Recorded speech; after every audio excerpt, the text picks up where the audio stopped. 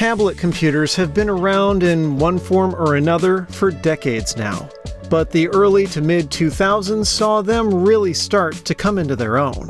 So let's take a look at a pair that are a lot better than you may think.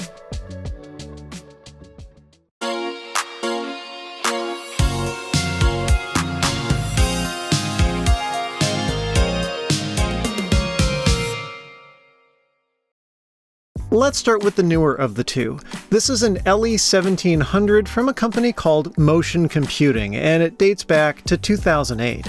The included carrying case has a built-in kickstand for propping it up, along with access to the connector for the optional docking station, which, sadly, I don't have. But the connectivity on the tablet itself is actually quite good otherwise, so the dock wasn't really necessary. A pair of speakers and a microphone sit along the edge of the front bezel with most of the ports on the left side. Here there's the power switch, two USB 2.0 ports, audio jacks, a custom digital video port alongside VGA, and 10100 Ethernet networking. The right side is a bit more sparse with the power socket, SD card and PCMCIA slots, and infrared transceiver. Above them on the bezel are a set of directional and shortcut buttons with another button and one of those swipe-style fingerprint readers on the opposite side. The battery fits into the top edge of the LE1700.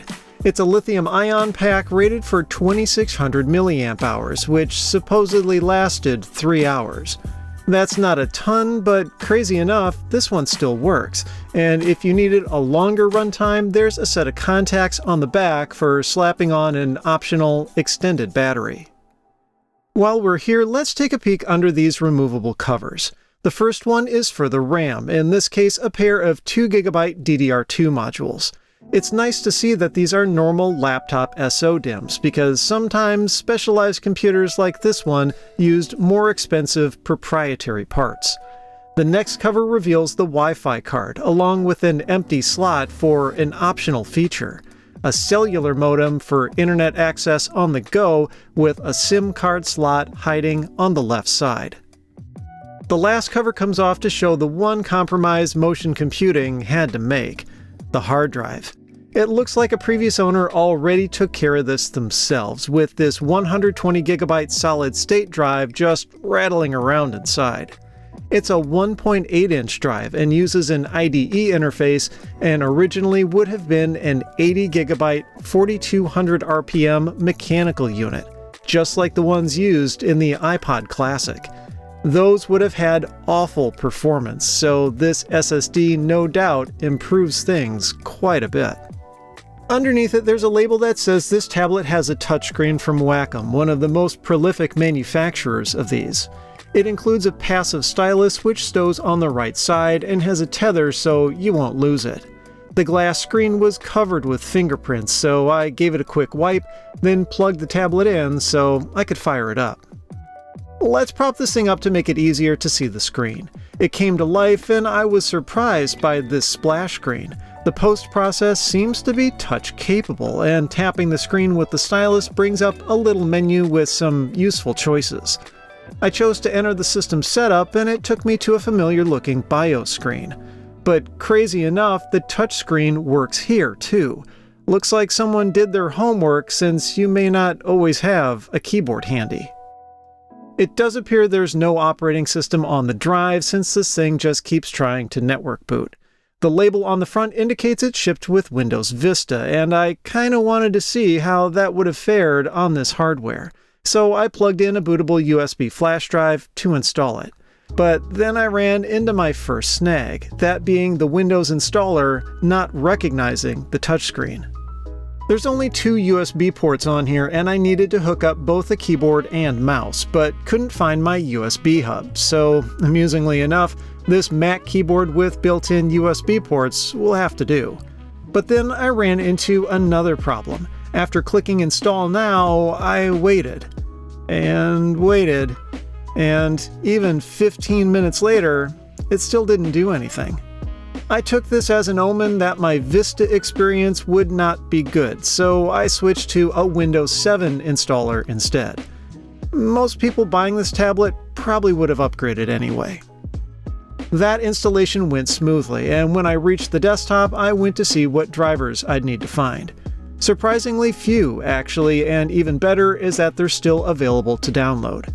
I don't think a computer like this would have come with much bloatware, but it was curious to see the fingerprint sensor driver install the trial version of an application called OmniPass. To its credit, though, it put an uninstall button right on its splash screen. The touchscreen worked just fine right off the bat, but navigating through windows was still pretty clunky, so I found myself reaching for the mouse because that was far easier. This tablet PC wasn't targeted at the consumer market or meant for general use. This ad for the LE1700 makes it clear this was for industrial customers, in warehouses or on job sites. You'd use applications meant to take advantage of the touchscreen, like for inventory management or marking up blueprints, and even the handwriting recognition was pretty good. But the other tablet soon got me distracted. This one has ports around 3 of its sides. One of the short ends has the audio jacks. The other has 2 USB ports, 56K modem, 10100 Ethernet, and VGA in a recess that clearly had a door at one point but has since gone missing. Next to them are PCMCIA and SD card slots along with the stylus, and one of the long sides has the power switch and a set of buttons, with the typeface on that Q button looking kinda familiar. Here's why. This thing is a compact TC1100, launched in 2004.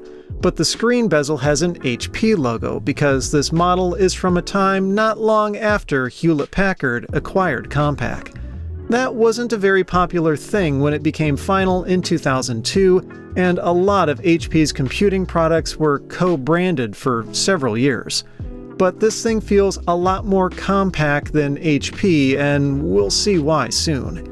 Motion Computing, interestingly enough, also went through an acquisition in 2015, being picked up by Explore Technologies after teetering on the brink of bankruptcy.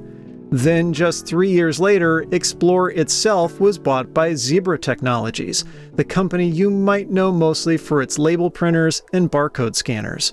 It's Zebra that, surprisingly, still hosts the Motion Computing system drivers.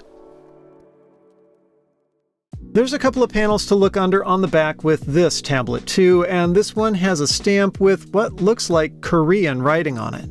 The Wi-Fi card resides under the metal shield with a single RAM slot next to it. Again, it's standard laptop memory, 1 GB in this case, with an additional 512 megs built in. Under the other panel is the thankfully standard 2.5-inch IDE hard drive, and at 60 GB in size and sporting this HP part number sticker, it's probably the original. The last panel is actually the removable battery, clearly labeled as a compact part with a 3600 mAh capacity, good for, again, a few hours of runtime. And while the label under it says Hewlett-Packard, this model was actually manufactured by LG, hence it having been made in Korea. Part of what makes this model so interesting is this, its detachable keyboard. The tablet snaps into it and from there can tilt to adjust the screen angle. It's basically a typical laptop keyboard with integrated track point nub and buttons, so you could put the stylus away. But if you wanted to use it as a tablet, the whole thing could swivel and fold up out of the way, with that weird cutout in the keyboard being to accommodate this, a dock connector. Yep, this had a docking station too, and it's equally quirky, and surprisingly heavy. The left side offers a USB port and an ejection lever. That's not for the tablet, but rather the modular drive bay on the right side, using, again, standard laptop parts. The back got you the power input, 3 more USB ports, sound, VGA, and networking. The tablet simply snaps into the dock, and you can not only tilt it, but also swivel it to portrait orientation. This is why I was a bit cagey about referring to its top and sides earlier, since those are relative terms here. This dock is sadly not quite working right. The tablet only shows a blinking cursor when powered on while docked, though if I remove it and try again, It boots up just fine. This has a similar BIOS to the LE1700 we looked at earlier, though the clock battery in this machine appears to be dead. But it booted into Windows XP without a problem, and although there's no accelerometer to set the orientation correctly, rotating the screen is quick with a touch-sensitive button on the front. This thing runs Windows XP Tablet Edition 2005, which includes the bits needed for touchscreen use. This one is apparently the mid-range model, as it features a 1.1 GHz Intel Pentium M processor. The high-end got you 1.2 GHz, and the base model came with a Celeron M instead. It uses DDR memory, but the graphics got me curious. CPU ID says NVIDIA here, but doesn't offer the model. A quick check in Device Manager, and wow, it's a 32 meg GeForce 420 Go. We'll come back to this soon. Like with the first tablet, there's really not much in terms of bloatware here. Really just this Q menu thing in the system tray that gives you stylus-friendly access to some common functions. This model was marketed a bit more widely to anyone who thought a tablet-laptop hybrid would be useful, and the handwriting recognition in XP works surprisingly well too. There is of course an on-screen keyboard you can switch to instead if your handwriting is somehow even worse than mine. Here's another sign this dock is having troubles. Docking the machine while it's running is officially supported, but when I do, I get an error message about a USB device not being recognized. That might be for the optical drive, which never shows a drive letter in my computer. Yet USB devices plugged into the dock work fine, as does the power pass-through. Okay, I can't help myself. It's unlikely you would have bought this thing for gaming, but I'm always curious to see how Quake 3 performs on vintage machines. I left the settings at their defaults and kicked off a benchmark run. Dang, this thing is doing much better than I'd expected. 212 frames per second. Let's put the screws to it by switching to its native resolution of 1024 by 768 and cranking the detail. No sweat, just under 100 frames per second. You probably wouldn't have played contemporary AAA titles on it, but clearly late 90s classics aren't a problem. Just don't try to play them using the stylus, because doing so is comically ineffective. This performance was also a huge leap from its predecessor, the compact TC-1000 from just a year prior. That one came with a 1 GHz Crusoe processor by Transmeta. We've looked at that CPU series previously, and it's a crazy story. But let's just say it never lived up to its potential. And so, neither did the TC-1000. And the motion computing tablet is no slouch either. It's equipped with a low-power version of the Core 2 Duo, with a clock speed of a whopping 1.06 GHz. I didn't know they made those CPUs with such a low clock speed, but with 4 gigs of RAM and that SSD, the system still manages to feel responsive. Graphics are handled by a boring Intel 945 Express chipset, which I can't imagine would handle gaming. Okay, let's find out. Quake 3 again at default settings, and 60 frames per second. That's kinda impressive. And that's been my feelings on both of these tablets, actually. I went into this expecting them to be clunky, slow disasters, but they're both surprisingly competent. The biggest caveat with either of them is Windows itself. Despite offering tools catered to stylus-driven tablets, it's still clear this is an interface best used with a keyboard and mouse. I can still see how these could have been useful computers though, not just with specialized applications, but for everyday life as accessibility tools, which is how Evan used it, the viewer who generously donated the TC-1100. Hardware-wise, while the HP certainly offers more flexibility with the whole flippy keyboard and docking station arrangement, the LE1700 is the better product. Its 12.1-inch screen is almost 2 inches larger than the TC-1100's and offers much better viewing angles.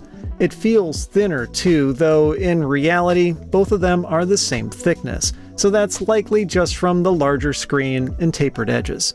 Both cost a bit over $2,000 US when they were new.